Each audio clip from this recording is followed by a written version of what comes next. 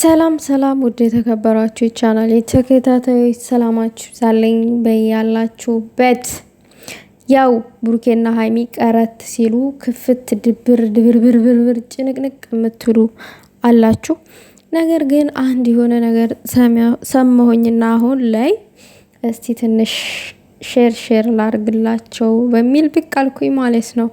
እና ብቻ አስደሳች ነገር ነው የምነግራችሁ ውዶቼ። ብሩኬና ሃይሚ መጀመሪያ የቀሩት በሰላም ነው፣ ደህና ናቸው። ሃይሚም ብሩኬም ደህና ናቸው፣ ተረጋግተዋል ማለት በሰዓቱ አልተግባቡም ነበረ። ሃይሚም ብሩኬን በሰዓቱ እያዳመጠችው አልነበረም። እልህ ውስጥ ነበረች። ልጁ ያደረገው ነገር ያው ከበደ ያደረገው ነገር ከበድ ስለሚል አልተግባቡም ነበረ። ግን አሁን ተረጋግተዋል። እንደውም አስደሳች ነገር ሰምቻለሁኝ። ምንድነው እሱ ለአብርሽና ለሩታ ሰርግ ወደ ዱባይ ሊመጡ ነው የሚባል ነገር ሰምቼ በጣም ደስ አለኝ። እውነት ያደርገው እውነት እንደውም መተው ሃይሚዬ እንደው ፏ ብላ በቀሚስ ብሩኬ ደግሞ አምባሳደር ሱፉን ለብሶ ምናምን ነገር እንደው ምን አለ መተው ደምቀው ባየናቸው ምናምን ነገር ብዬ ከደስቴ ብዛት ቪዲዮ ልሰራላችሁ ተነሳው ማለት ነውና በጣም ነው ደስ ያለኝ። ሲጀመር እውነት ነው። ምክንያቱም ሃይሚዬ ወንድሟ ሰርግ ላይ መገኘት አለባት። ይሄ ግድ የሆነ ነገር ነውና ሌላው ነገር ደግሞ ያልበላችሁን ስታኩ የነበራችሁ አሁን የት ነው የምትገቡት? የት ነው የምትገቡት? በግድ ብሩኬ ስደቡ፣ ሃይሚን ስደቡ፣ በቃ ለመነጣጠል የምትሯሯጡ ሰዎች አሁን እነዚህ ልጆች በቃ ፏ ድምቅ ብለው እንደውም የሰርጉን ሊያደምቁት ነው ትላላችሁ።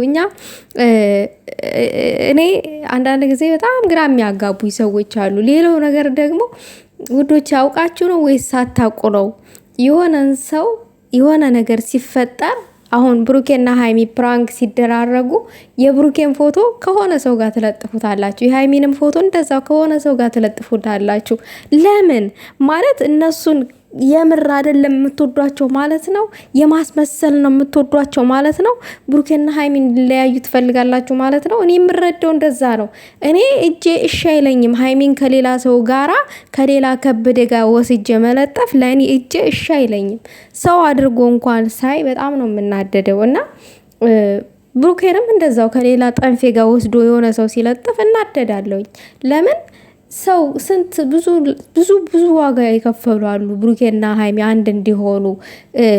እንደውም ማች ልበሱ እንዴ! መጀመሪያ ብሩኬና ሃይሚ እንደዚህ ሳይዋደዱ በፊት በደንብ ሳይቀራረቡ በፊት ማለት ነው። መዋደዱ እንዳለ ሆኖ በደንብ ሳይቀራረቡ በፊት ማች ልበሱ እንኳን ስንላቸው እኛ እኮ ጓደኛሞች ማለት ፍቅረኛሞች አይደለንም ምናምን ነገር ይሉ ነበረ። እና ከዛ ሁሉ ተቀራርበው እንዲቀራረቡ ማች እንዲለብሱ ዝግ ደረጃ እንዲደርሱ ያደረጉ ዋጋ የከፈሉ ሰዎች አሉ። ቢያንስ እነሱ የከፈሉት ዋጋ ልንረዳ እኛ እንኳን ተውን ስልክ ላይ ነው ቁጭ ብለን እንደዚህ የምናሽቃብጠው የምንለፈልፈው ለገዛ ራሳችን ጥቅም ነው አብዛኞቻችን። እና እውነቱን መናገር አለብና እንዴ! ይሄ መደባበቅ ምናምን ለምን አስፈለገ? እና ስንት ዋጋ ከልባቸው ዋጋ የከፈሉ ሰዎች አሉ። የነሱን ሪስፔክት ማድረግ ማክበር አለብን። ገባችሁ? እና በእርግጥ እውነቱን ለመናገር ያክል ከልባችን የምንወዳቸው የምናከብራቸው እንደ እህት እንደ ወንድም የምናያቸው አለን። እንደዛ በትክክል በተግባር ዋጋ እንደከፈሉ ሰዎች ዋጋ ባንከፍልም የነሱን መከፋት የነሱን ማዘን የሚያሳዝነን አለን። ይሄ ሀቅ ነው።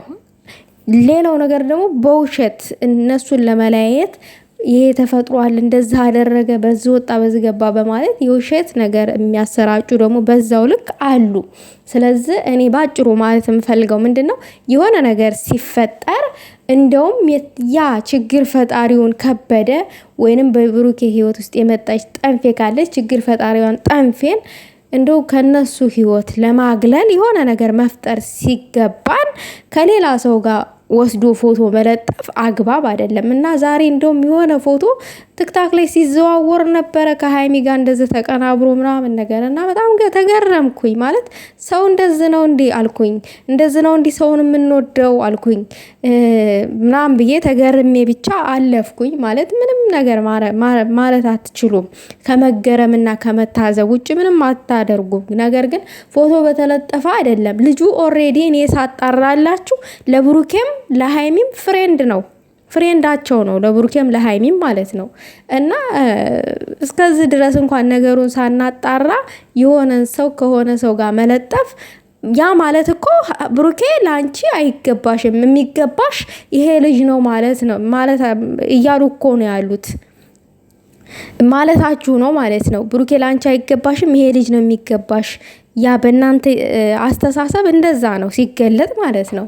ሶ እንደዚህ የምታረጉ ሰዎች ለዛሬውም ለወደፊቱም ከእንደዛ አይነት ድርጊታችሁ ተቆጠቡ። እናንተ እንደዚህ ስታደርጉ ሌላ ጥላት መጥቶ እነዚህ ልጆችን ይሰድባቸዋል። ይሄ ነው መነጣጠልን የሚፈጥረው። እንደዚህ አይነት ክፍተትን ሞር የሚፈጥረው እንደዚህ አይነት ነገር እኛ ስናረግ ነው። እኛ እያወቅን እንደዚህ አይነት ነገር ማድረግ የለብንም። በመሀላቸው አብሮነትን መፍጠር እንጂ ክፍተትን መፍጠር አግባብ አይደለም። እና ለማንኛውም አብርሽና ሩትዬ ሰርግ ላይ ብሩኬና ሀይሚ ደምቀውና ፈክተው ሊታዩ ነው፣ ሊመጡልን ነው እንዴ? ታዲያሳ መጠርጠሩ ድምቀታችን ናቸው፣ ሊያደምቁት ነው ሞር ማለት ነው።